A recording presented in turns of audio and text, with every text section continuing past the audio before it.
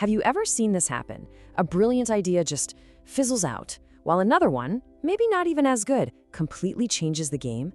Well, the difference isn't always the idea itself, it's how it's communicated. And here's the good news. This isn't some magic talent you're born with. Nope, it's a system, a learnable 3-layer system.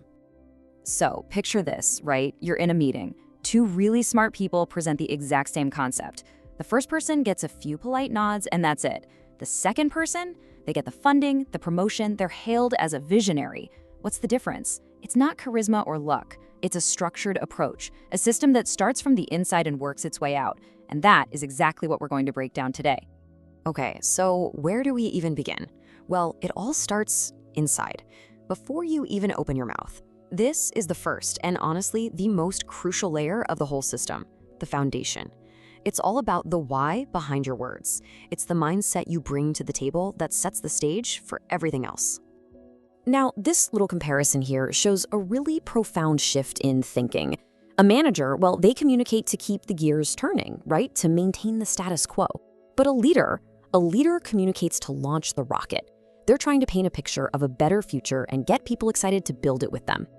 We're talking about a completely different way of thinking and, of course, a different way of speaking. So, how do you actually make that shift? It really boils down to a few core changes in how you see things.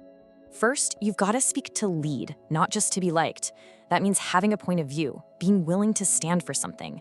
Next, you've got to shift your language from me to we. Real leaders give the team all the credit for the wins. It's always, we did this. But when things go wrong, they take the hit personally. They say, that one's on me. And finally, you have to remember your energy is absolutely contagious. People feel your conviction way before they even process your words. So, once you've got that internal foundation solid, we can start building the second layer, strategy.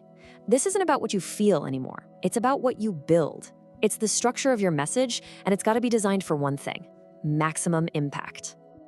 One of the most powerful strategic tools you have is something called framing. And look, this isn't about tricking people, it's about managing meaning. You're choosing which part of a really complex situation to shine a spotlight on. So, for example, is this a crippling problem we're facing, or is it a huge opportunity for innovation? The frame you choose literally guides the entire conversation that comes next.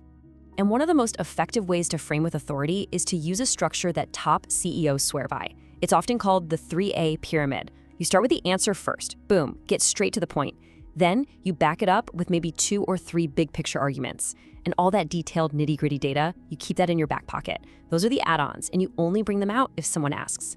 This approach forces you to be so clear and to communicate with real conviction. But, you know, a good structure isn't everything.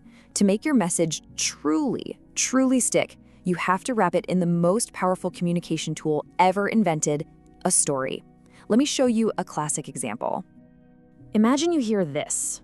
Yeah, it's factual. It's totally accurate. It's also completely boring and forgettable, right? This is the language of a spec sheet, not a leader. It informs you, sure, but it doesn't inspire you one bit. Now, just watch this transformation. Same product, right? But a completely different universe of a message. This is the incredible power of a story-driven frame. Steve Jobs didn't sell you the technical specs. He sold you what it meant for you. 1,000 songs in your pocket. That's a story. You can see it, you can feel it, and it is so much more powerful. And hey, this isn't just a nice idea, it's backed by actual science. There was this famous study at Stanford where students were given a list of random words. They only remembered about 13% of them. But, and here's the kicker, when those exact same words were woven into a simple story, recall just shot up to a staggering 93%. See? Facts just kind of pass through our brains, but stories go straight to the heart. Okay, so you've nailed the mindset, you've crafted a killer message. The final layer is what brings it all to life, the tactics. This is the how. These are the specific mechanics of your delivery that give your words real weight and presence. Let's look at a few of these tactical tools. Our brains just love patterns, which is why the rule of 3 makes ideas feel so complete and satisfying. And a purposeful pause. That's not you being awkward, that's you being powerful. It builds suspense. Then there's the power drop, lowering your pitch slightly at the end of a sentence. It signals conviction. And maybe the biggest one of all, getting rid of those filler words. Just cutting out the ums and I thinks will instantly make you sound more authoritative. This quote right here just nails it. Words like I think, maybe, or kind of, those are called hedges. They basically scream uncertainty to your audience. So what's the best way to get rid of them?